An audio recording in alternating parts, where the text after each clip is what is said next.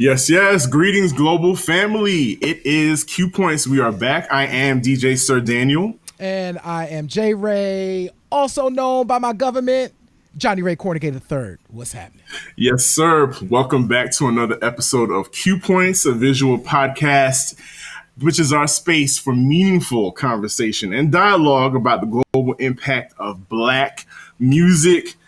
4th of July weekend, I feel like I have been off for a month. I literally am trying to recover from being away from work for what, 4 days. Yeah. I, I just trying to adjust and get back to like, oh man, I got to go back to work. How was the weekend for you? Yo, the weekend was everything. I was in your hometown. I was in New York City. Hey. Yeah. So I spent a couple of days up in New York filming an amazing interview with Charles Valentino. And I hung out and shook a tail feather and acted like it was 2019. Who knew? Who knew? Listen, I was not as active as you were. As a matter of fact, I spent a lot of time in front of the television, sometimes awake, sometimes dozing off. But what I did do, I caught up on a lot of movies, a lot of television shows that I've been meaning to catch up on. First of all, have you seen Hacks? I love Hacks with Gene Smart. Oh, I got to check it out. I will look at it. I will check out Hacks. I'll put it on my list. Hilarious. Like Jean Smart can do no wrong. Like She's hilarious. I've enjoyed her since Designing Women. So I caught up on that. But I think what had the most impact on me over the weekend is the a couple of documentaries. Of course, this is a music talk show, so I'm Yes. pretty certain you guys know what we're going to talk about. But J Ray, you sent me a post Mm-hmm. a few days ago regarding from the brother Ali Shaheed Muhammad from A Tribe Called Quest. Yes. Yes. And I was like, wait, what is this? What's going on here? Yeah. Yeah. Something about, we've always been talking about ownership Yes. of, of our culture and our craft. And yet again, here we see another example of the fruits of our labor, of these people that have given us culture over the years, being swiped away and auctioned off and sold. So please catch everybody up on what's going on with the Tribe Called Quest and their catalog. Yo, so Ali Shaheed Muhammad took to Facebook, and this is not something that Ali typically does. And he acknowledged that in the post, right? So he typically, I follow his posts a lot. And it's typically a lot about music, a lot about what's going on with him presently and the future, right?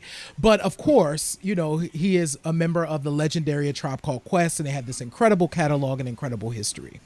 Well, so I guess it was about a week ago that I saw it on Pitchfork. I saw it on Rolling Stone that there's going to be this a Tribe Called Quest NFT. There's been a lot. We can't get into NFTs here, y'all, because it'll take us the whole show. But essentially, it is a non-fungible token that is a digital form of, it's a way to buy something digital and own the digital version, like outright. So anyway, there was like, and a lot of artists have been using this. So there was a Tribe Called Quest NFT that was announced, and Ali was like, yo, check it. What? None of us signed off on this. Here's what happened. So essentially, back in the early part of their career, as they were trying to get put on and get signed, they hooked up with some lawyers to help them to negotiate the deal with the label. That person inserted a clause into the contract with which guaranteed them earnings on their future, on any future advances when they started a record. They didn't learn this until record 2. When they went to start the Low End Theory, they realized that, wait a minute, somebody's getting a cut of our advance. And it turns out it was in the contract that was drafted for them to sign when they signed the deal in the first place. Here's where it gets real funky, y'all. And this is when they wrote record company people are shady. Listen, I was just about to reference that. Like, that's it came from real life experience. It Like came a from lot real of life artists will experience. probably have had to deal with these same type of shenanigans. Yeah. So check it. They thought that this was done. So what their label was like, oh, well, we gonna help y'all. We gonna help y'all out. We gonna do you a solid. We gonna help y'all get rid of this deal. Like, get this clause out of your contract. So, in some type of crazy business way, apparently the ownership got assigned somewhere else, so it was like a different kind of deal, but there was still something lingering that they swore was gone. They swore this was out of their lives. The Low End Theory came out in 91, y'all. They literally thought this was done until, so yo, when we talk about like ownership and stuff, like that blew my mind. When I read that, I was like, for him to be like, we literally thought this was handled. We thought that the Right. label helped us out. It wasn't it No, wasn't handled in the not way at they all. thought. So I think so. I guess the question is like, can this be challenged? Like, I know it's in the contract.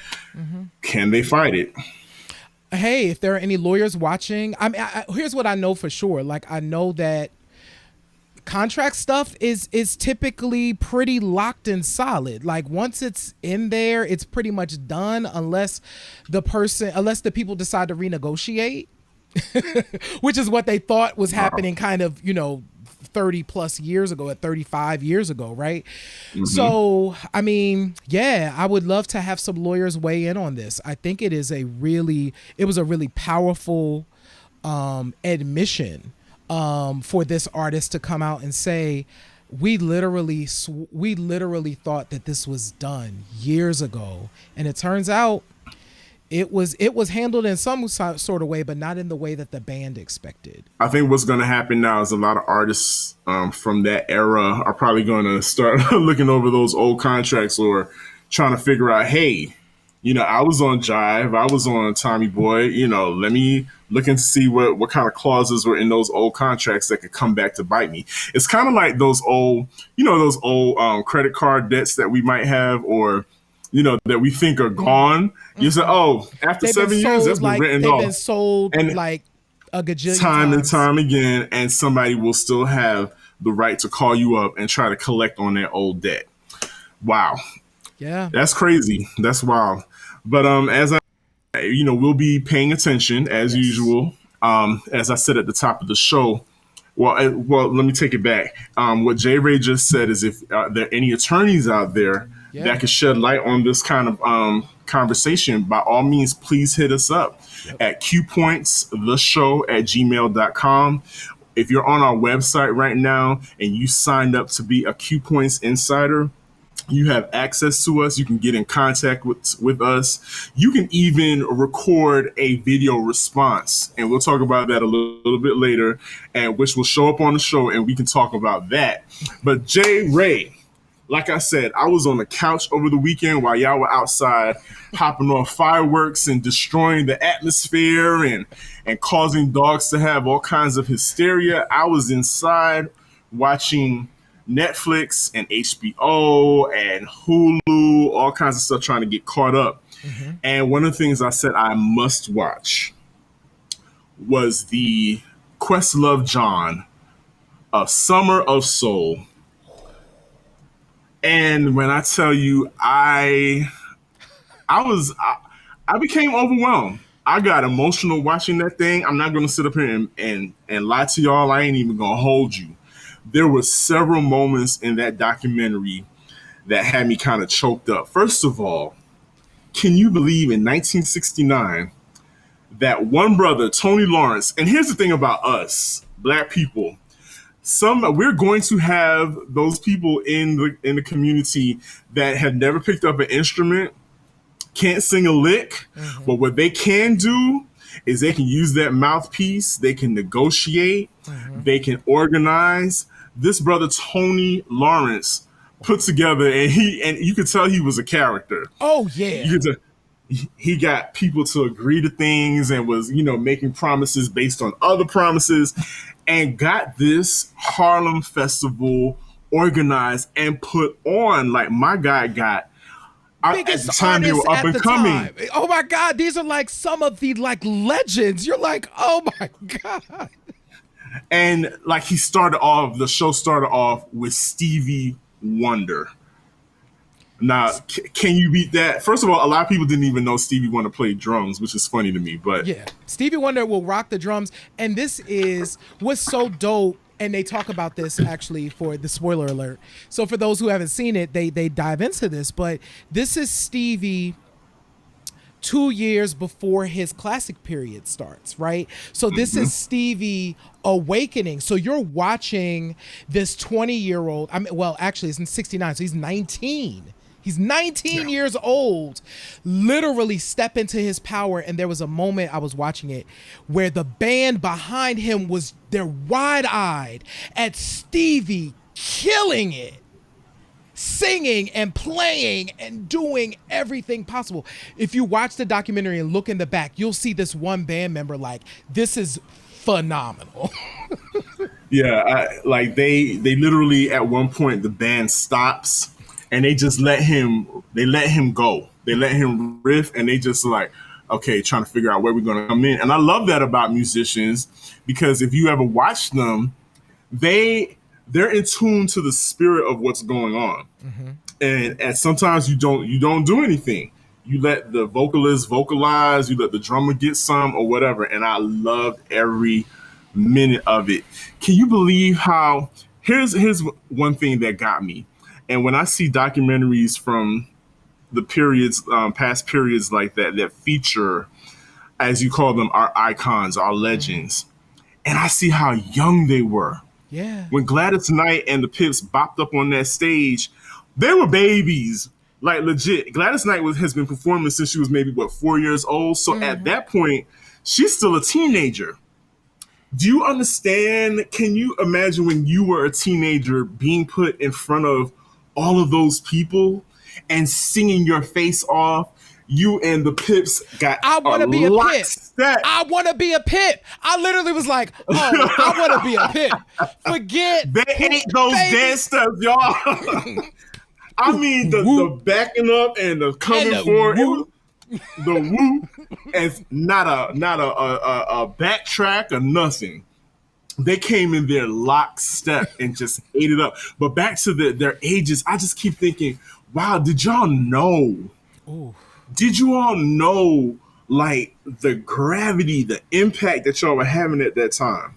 Wow. Those are just questions that come to me. Yeah, no, like I definitely had those questions. And it was interesting watching Gladys reflect on that too, because it was after she was like, no, like, one, when she walked out on stage, she talked about, I didn't know it was going to be all these people. You know what I'm saying? Like, because there was, it was that, it's that beautiful to see, y'all. And as you watch the documentary, and she also talked about how it felt, like how we knew that the Black community needed this in the context of where we were at that time. So I don't know that they knew immediately, but it seemed like everybody kind of had the same feeling after doing it, like, oh, we just made history. Yep. After they left the stage. And what's also Marilyn McCoo and Billy Davis Jr. Billy Davis Jr. Man, the looks on their faces watching those teenagers, those young people get up on stage and sing Dawn of Aquarius, I got choked up. I ain't gonna front on y'all. I got choked up because of let's see, they were talking about the fact that they were going through things that a lot of our artists are going through now, who feel like there is a lot of Black people want you to be Black a certain way. Yes. And that happens to recording artists, period. Yep. How you present your Black. Yep. A lot of people want to control that, but they didn't do that. That song was bigger yes. than than them. Yeah. But to see them perform, and you can see how happy they were that they were allowed to be in the blackest part of New York City, and just giving them that legendary performance of the Dawn of Aquarius. It was just a great Oh, experience. man. First of all, watching, if you are of a certain age, Marilyn McCool is you know Marilyn Solid Gold was something you Solid. watched. Listen, Marilyn McCool and what was her name, Darcel? Yep. They were like the flyest of the fly on Solid Gold. You were looking for Marilyn McCool and Darcel with the long braids. Yep. So when you, just like you just said, I knew as a kid what black folks said about the fifth dimension. Because when Marilyn McCool ended up on like Solid Gold, of course, black people would reflect back to the fifth dimension and the fact of, they didn't do black music. It wasn't black. I actually had a vision in my mind that the fifth dimension included a white person, even though I knew that. But the way people talked about them, you thought it was kind of like a Sly and the Family Stone situation, and it wasn't. It was 5 black people up on that stage. Yep. So watching them, one, be happy up there performing for black folks, and watching them watch themselves back, they were still emotional in today watching them do that, because they were like, that meant so much to us. Wow. And they were big, and they admitted, we came out pop. Like, we didn't have to go, they didn't hit the channels like the black artist has to hit black radio first. He was like, we came out and went pop immediately. So it meant something to be up on that stage in front of black folks. Man. So watching that documentary, it made me think, and I want to ask you, J. Ray, if you could hop in a time machine, what performance or concert would you attend? Oh, of the summer of soul, like of that festival, or just No, in general? just in general. Oh my God. Oh, okay. If I were to pick the people, oh my God, I'm so stressed out about it. If I were to pick from the people that I saw on that stage, I'm just going to go with that because it's easier. I would go and see Sly and the Family Stone, or Pop Staples and the Staple Singers. Baby, those would be my two. I would fast forward a little bit. So, I'm going to take it all the way left.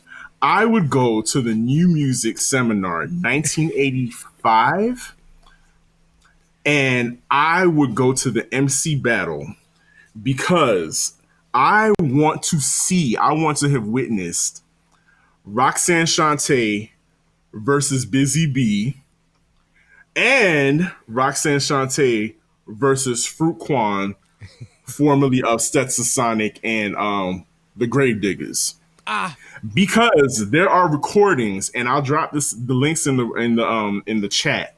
There are recordings of these battles, and when I tell you, just hearing the crowd in the background, the oohs and oh shoot, I wanted to see it. It was like, gosh, why wasn't there video footage? Like, there's video footage floating around from the New Music Seminar of other like DJ battles and some MC battles, but I can't. But for the life of me, I cannot find any of that particular battle, because I know it had to be awesome. I know, because Shantae is all of 5'4", right? And she's going up against these dudes, and the crowd is clearly on her side. So if I could hop in the time machine, it would be to 85 and a New Music Seminar in New York City, 1985. I would definitely hop off there and check out that performance. But you mentioned Mavis Staples. That now. So another moment that stood out to me in the concert was, it was an intergenerational moment where Mavis Staples was commandeered by Mahalia Jackson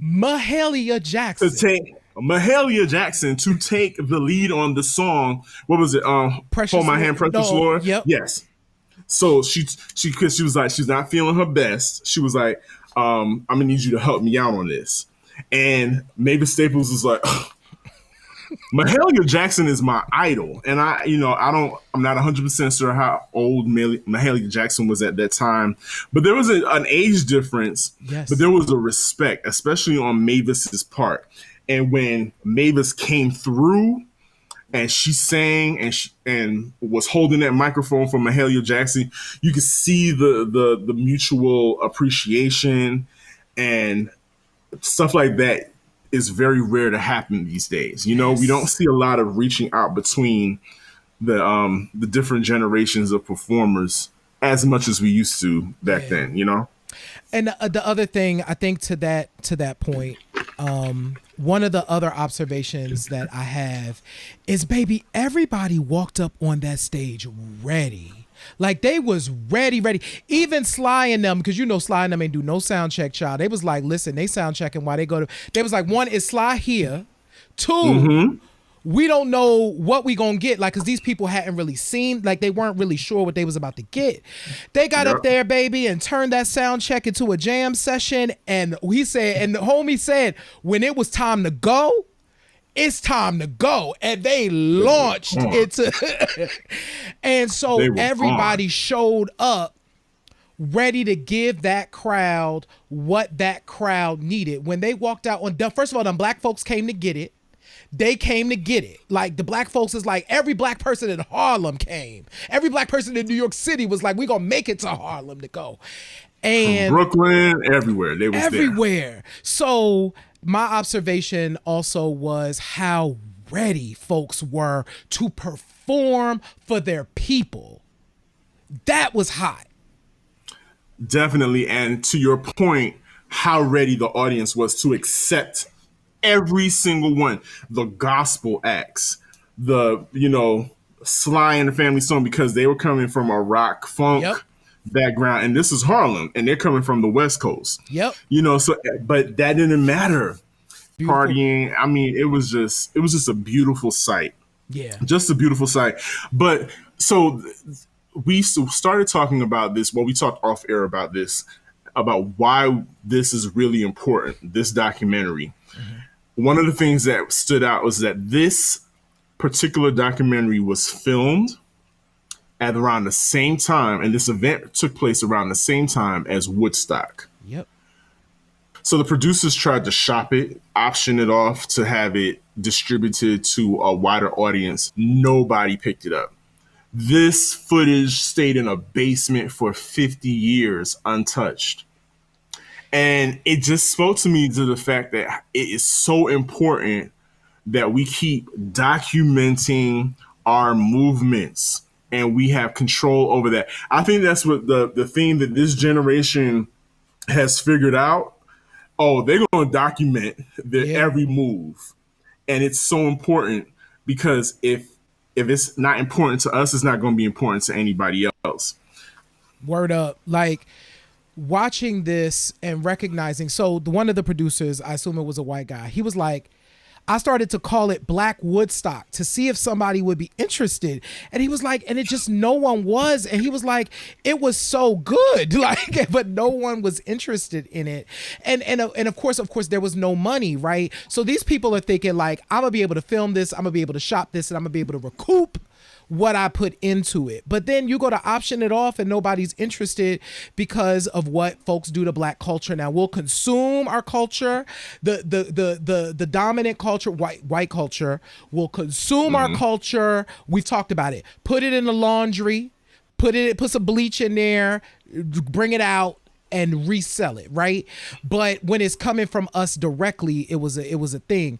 I'm picking up on where you are with the documenting of our history.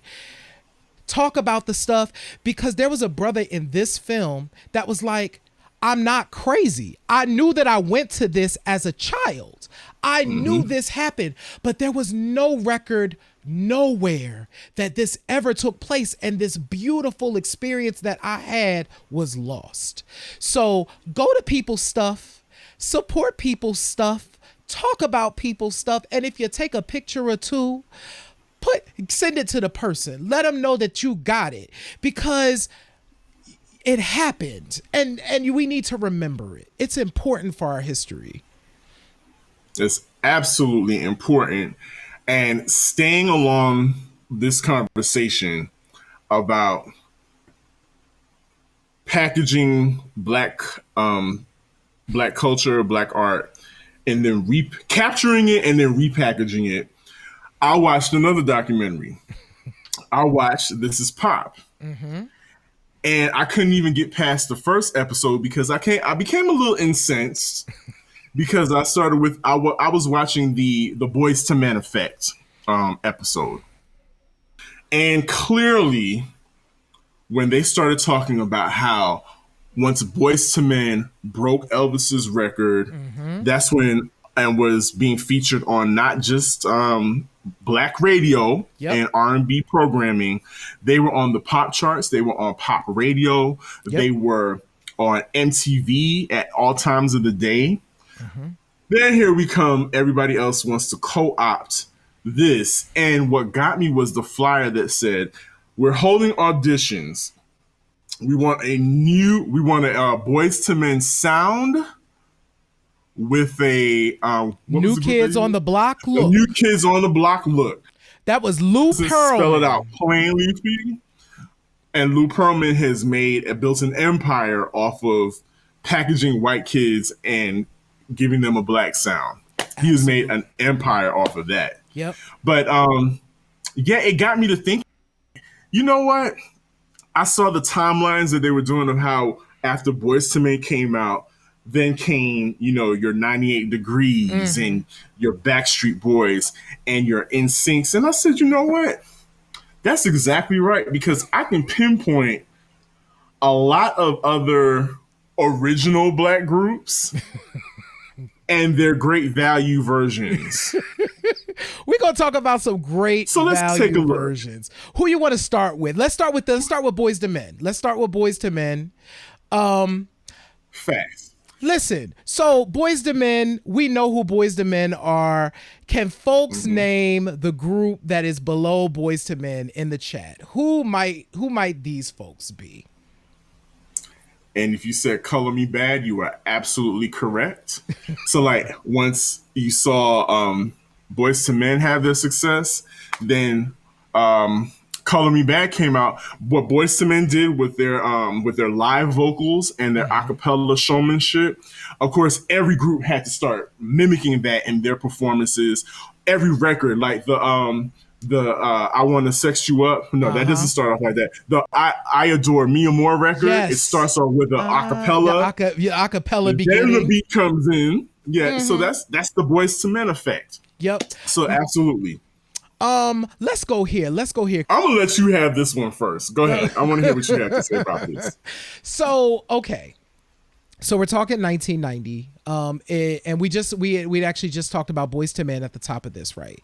So En Vogue and Boyz II Men were really important for black music vocally, coming out of. So you have. Let me take a step back.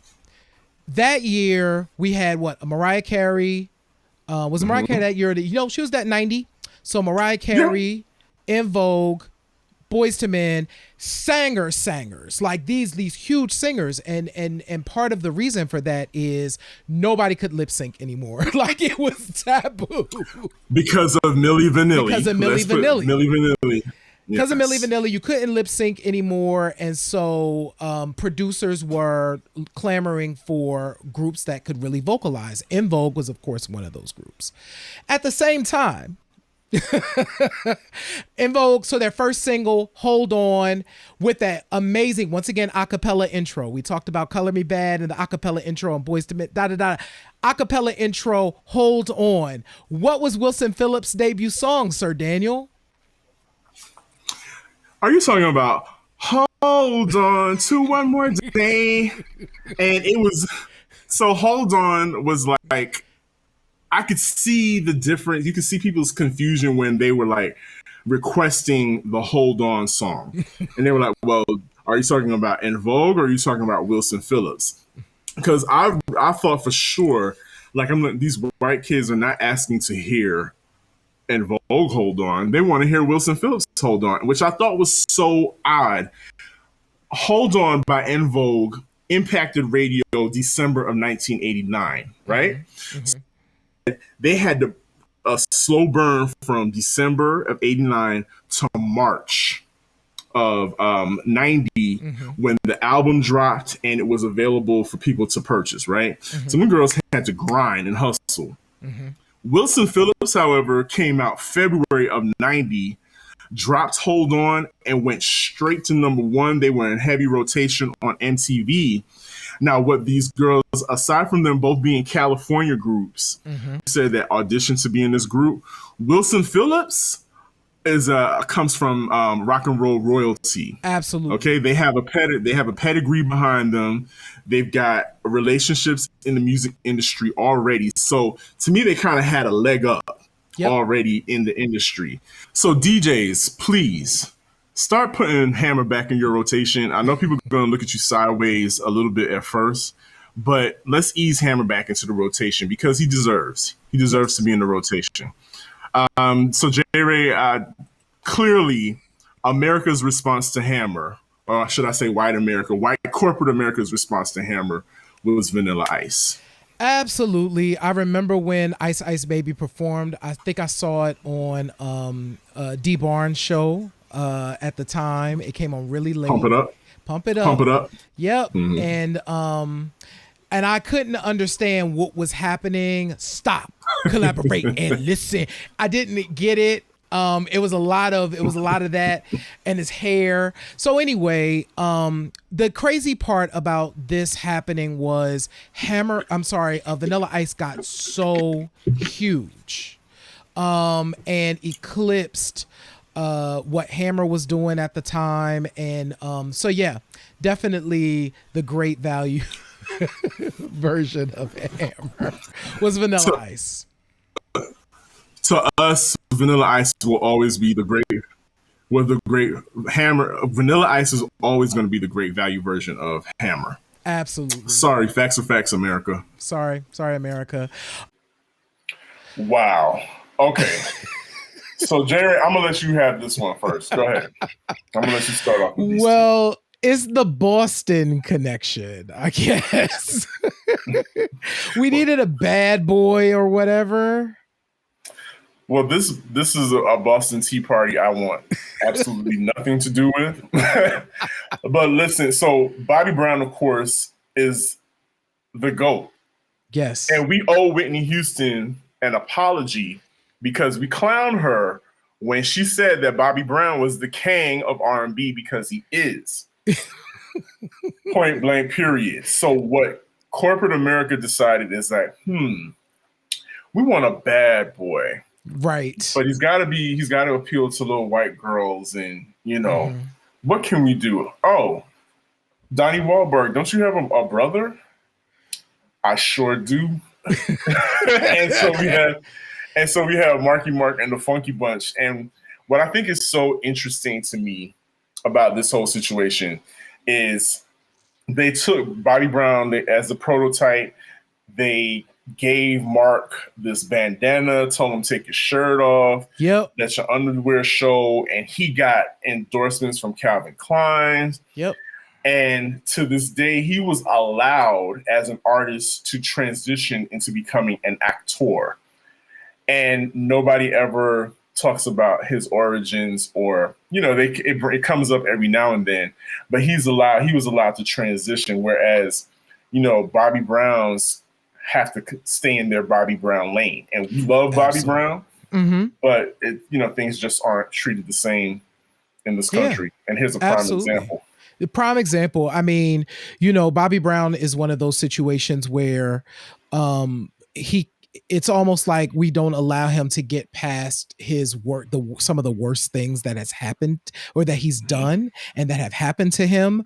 Whereas Mark Wahlberg can literally try and get expunged off of his record, like things that have happened in the past, so just a very different experience. And I found this one to be interesting, but yeah, let's see. Who's next? Who's next on the great value list? Oh, wow.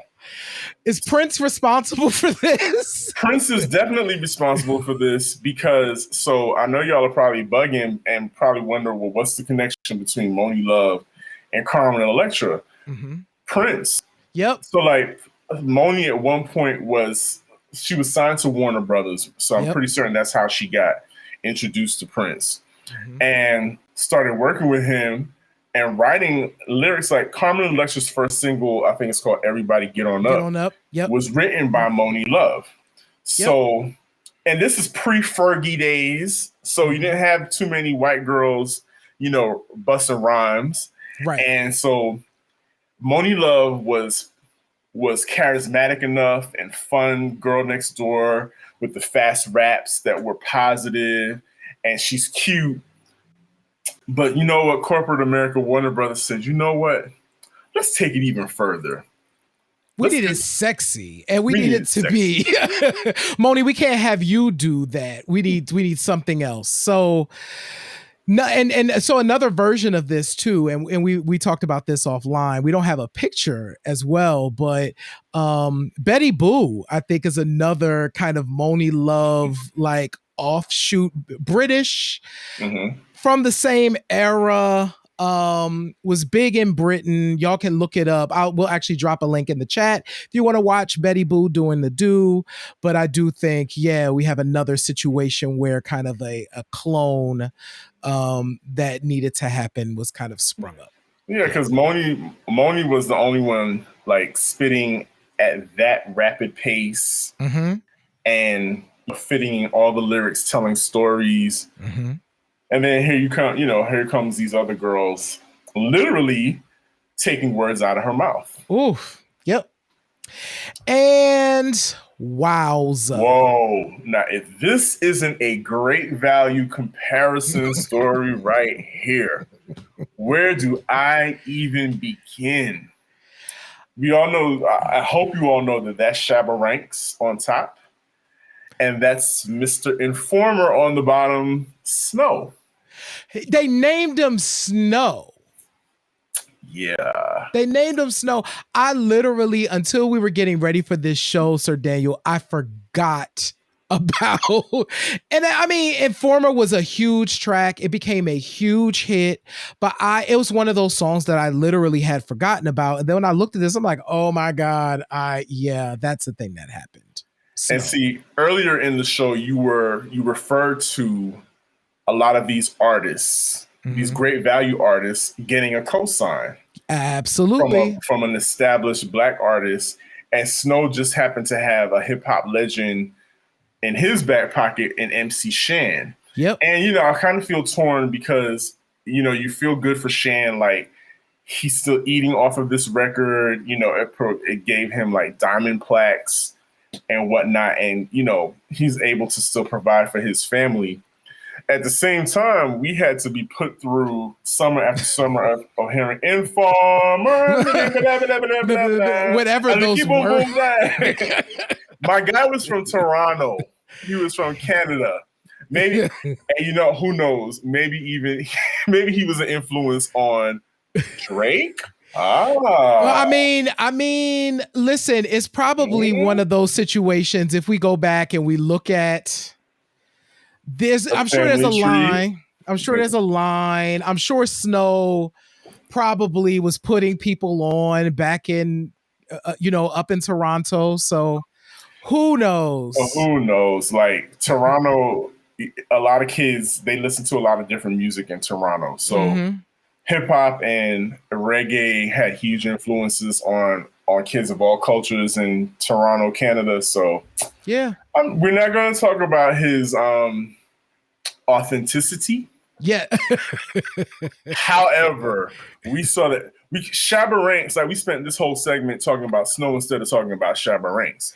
Like Shabba Ranks was the man. Shabba Ranks brought reggae dance hall to the forefront. Absolutely. Had all the party jams. He was on MTV rotation heavy.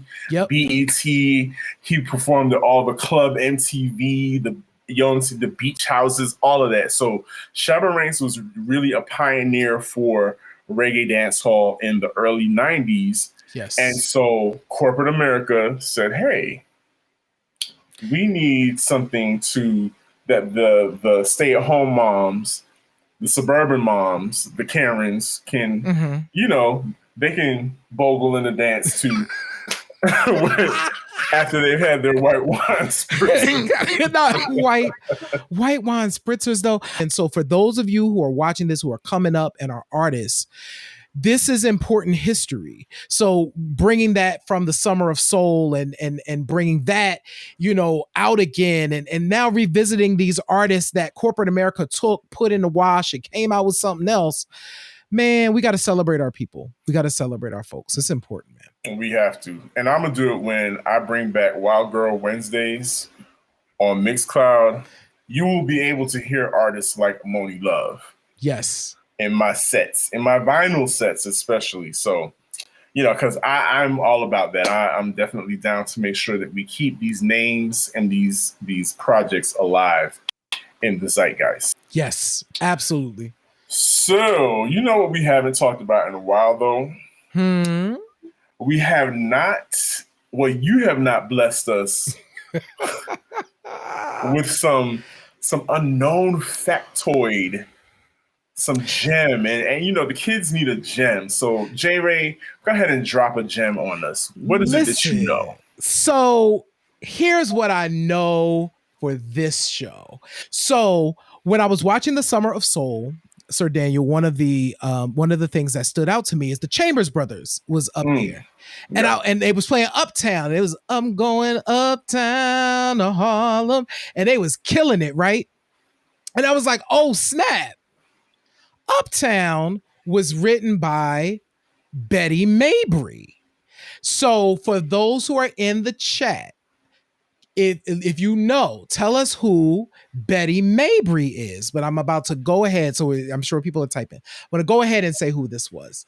Betty Mabry is from Pittsburgh, is a songwriter, but is most famous for being like a queen of funk. So Betty Mabry married Miles Davis in the 1960s and became Betty Davis. Betty Davis spent between 1971 or 2 and 1976-7 releasing some of the hardest funk records you've ever heard, featuring Larry Graham and like all of these killer musicians. And this woman led through all of this. So even when we think about Miles Davis, so there is a documentary which is about Betty Davis's career, which is available on Vimeo. Check it out because it talks about how important, Miles's transition into kind of like rock, the rock jazz thing and kind of doing all of that. Betty Davis was like bringing that stuff. She was his muse. She was bringing that to him. So Uptown, which the Chambers Brothers performed at that concert in Summer of Soul, was written by Betty Mabry, who wasn't yet Betty Davis at that time. So that was a really fun factoid. Secondarily, when we think about Summer of Soul, it made me think of other films that have gotten lost to time, particularly Black films that got lost to time. And it made me think of a film called New York Beat. If you know who starred in New York Beat, drop it in the chat. But I'm sure y'all are typing it right now. But New York Beat was eventually released.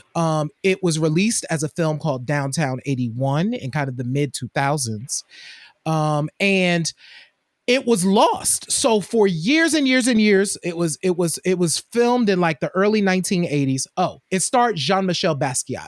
The only film that Jean-Michel was ever in was this film called New York Beat. And it was essentially kind of a fanciful slice of life. It is a fascinating watch. I won't say it's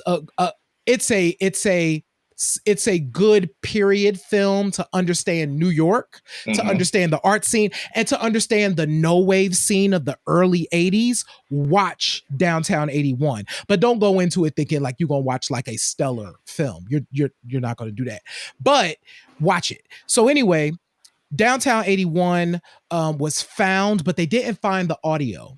So Saul Williams had to overdub the Jean-Michel voice. So that's not actually Jean-Michel's voice you're hearing. You're not hearing actually any of the voices really of the original actors in that film. People are doing overdubs because Wow. the audio track was never found. So apparently there was like a fire and like part of it was in like France and part of it was somewhere else. So they found the video footage and not the audio footage. And like Summer of Soul had to be resurfaced, uncovered, and released to the world.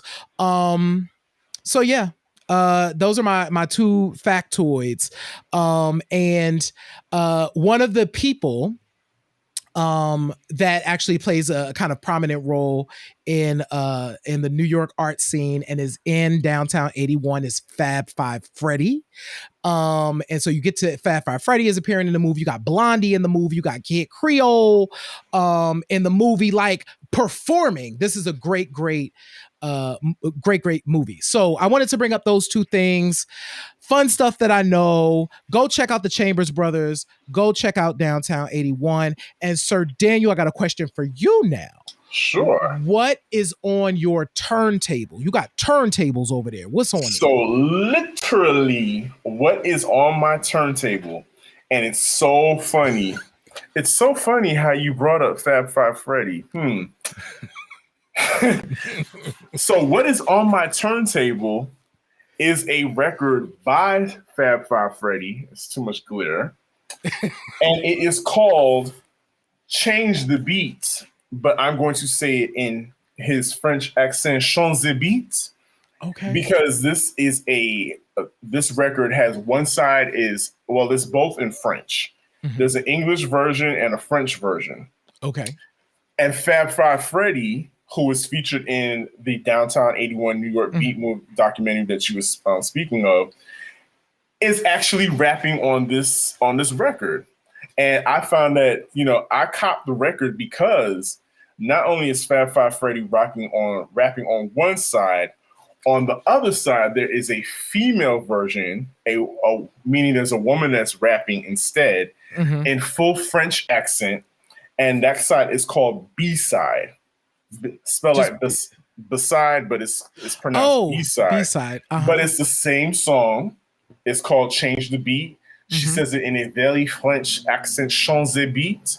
Her name is Anne Boyle, a.k.a. Fab Five Betty, because she's doing the Fab Five Freddy rap with her. And they were all part of that downtown scene that you were just speaking of. Where the punks and the new wave, the burgeoning hip hop scene all came together and melted together. Yep. And Fab Five Freddy, he's been recognized, but Fab Five Freddy really is owed a lot to the culture. We may need to do just a Fab Five Freddy show because there is a huge thread. And Fab Five Freddy is at the top of that line, that thread. Yep. He's everywhere in hip hop. But another interesting fact about this record is that not only is it Fab Five Freddy rapping on it, and I don't know if a lot of people knew he rapped, but this record in particular contains a sample that you've heard in so many rap records, and I'm gonna let you hear a little clip of it just now.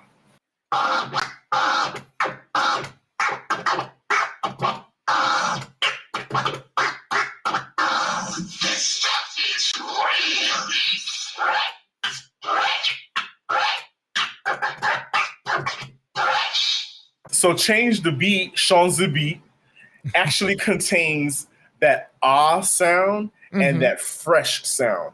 Anybody who has ever wanted to be a DJ and has taken DJ lessons and scratching and transforming and all those things has learned on that beat. When I went to Scratch Academy, the first thing that we learned to do is we got that sound on vinyl, and it's included on a lot of breakbeat vinyls and sound effects, is that sound or that fresh sound. And that's the first thing you learn how to do, is how to open up the channel and close it on that sound. It's featured in a lot of Dougie Fresh and all kinds of sounds. You've heard it. Yeah. You've heard it millions and millions of times in a lot of hip hop records. So that is literally what is on my turntable.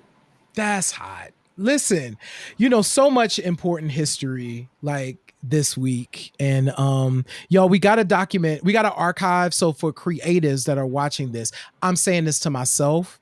Yes. As a creative as well, like figuring out ways to properly archive what it is that we do, so that stuff like that happens to like the Summer of Soul doesn't happen, or Downtown 81 doesn't happen. Yeah, Right. we don't need your brilliance sitting in a basement for 50 years. Yep. Make sure your brilliance is broadcasted. Ashe. Speaking of brilliance being broadcasted, I want to thank all of y'all that have participated and done it.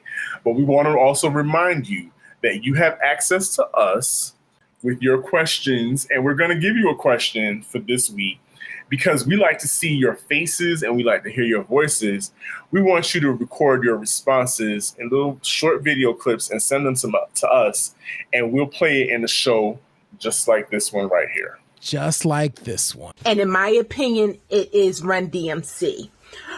Prior to Run DMC, a lot of the hip hop artists or rap artists, they were still sort of costumey in their fashion sense, especially in performance. So they were still kind of stuck in that funk era. But Run DMC, as far as what I remember, are amongst the first artists that really put the looks of the street onto the stage. It is hard to envision hip hop without Run DMC's looks. I would say Adidas, Showtop Adidas, Lee jeans, Adidas sweatsuits, their hats. Oh, and DMC, I will give him the gazelles. Everyone had gazelles during that time period. I will definitely say that it was Run DMC. Thank you so much, Yvette. That's exactly what we want to hear. We want to hear your opinions.